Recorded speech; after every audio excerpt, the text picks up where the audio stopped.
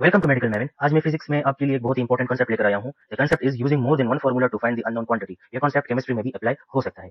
तो इसको समझने के लिए मैंने एक क्वेश्चन यहाँ पर डाला हुआ है, जो कि ईटा 2023 के टेस्ट से मैंने उठाया हुआ है। ठीक है, क्वेश्चन में कहते हैं कि 200 Newton force acts on 8 kg crate that starts from rest at the instant the object has gone 2 meter, the rate at which the force is doing work is। यानी हमसे इस क्वेश्चन में पावर मांगी गई है कि पावर बताएं कि क्या है। तो हमारे पास पावर के दो फॉर्मूले हैं, एक है W/T and the other formula is F P = F.V। तो अगर क्वेश्चन को देखा जाए तो हम जो फॉर्मूला यूज कर सकते हैं वो ये वाला फॉर्मूला है, क्योंकि ना तो वर्क गिवन है और ना टाइम गिवन है, लेकिन फोर्स हमें गिवन है। लेकिन एक और मसला है, मसला ये है कि हमारे पास वेलोसिटी नहीं है, तो फिर हम ये वाला फॉर्मूला भी यूज नहीं कर सकते। तो अब हम क्या करेंगे इसके लिए? तो रिमेंबर, सबसे पहले जब भी आप न्यूमेरिकल को सॉल्व करो तो आप गिवन और रिक्वायर्ड लिख दो, ताकि आपके लिए फॉर्मूला चूज करने में आसानी हो। हमें 200 न्यूटन फोर्स दिया है, तो F is equal to 200 newton. 8 K G का क्रेट है, तो मास हमारे पास आया 8 केजी। बॉडी रेस्ट से स्टार्ट हुई है, तो मतलब ये है कि initial velocity 0 meter per second.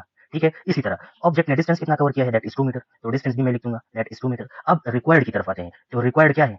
Power. हमने पावर को मालूम करना है। तो अब आपके पास ये गिवन डेटा आ चुका है। इस गिवन डेटा से अब हम जो है ना तो डिफरेंट फॉर्मूलाज यूज करेंगे और पहले वेलोसिटी को मालूम करेंगे।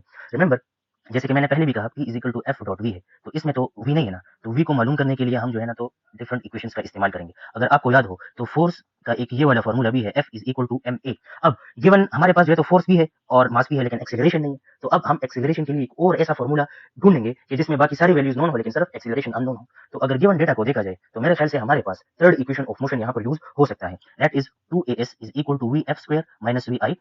vi = 0, क्योंकि बॉडी रेस्ट से स्टार्ट हुई है, तो वी आई 0 के अगर बराबर है तो ये यहाँ से कट जाएगा। तो इक्वेशन हमारे पास कुछ इस तरह आती है, 2as = vf²। अब हमने इस इक्वेशन को एक्सीलरेशन के लिए रीअरेंज करना है, तो a = vf² / 2s।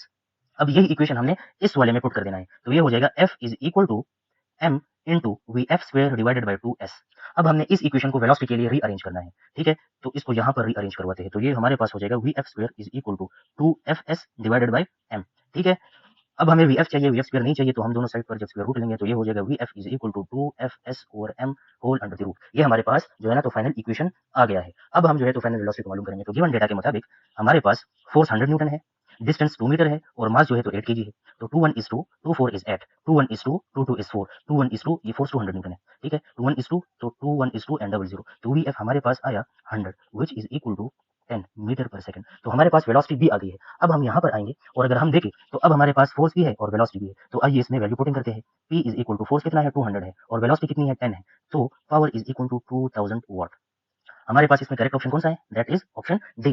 तो जब भी इस तरह का एमसीक्यू आए तो आपने इस तरह सॉल्व करना है, गिवन लिख देना है, रिक्वायर्ड लिख देना है, एंड देन पॉसिबल फार्मूलाज के लिए चले जाना है। वो आपको गिवन से खुद ही पता चल जाएगा कि कौन कौन से फार्मूलाज मेरे पास पॉसिबल है। तो फिर आपने पुटिंग कर देनी है और रीअरेंजिंग वगैरह ये सब कुछ करना है, तो फिर आपके पास जो है ना तो आंसर आ जाएगा। ठीक है, इसी तरह आपने सारे एमसीक्यूज करने हैं जितने भी न्यूमेरिकल्स हो, फिर इस पर आपकी प्रैक्टिस हो जाएगी।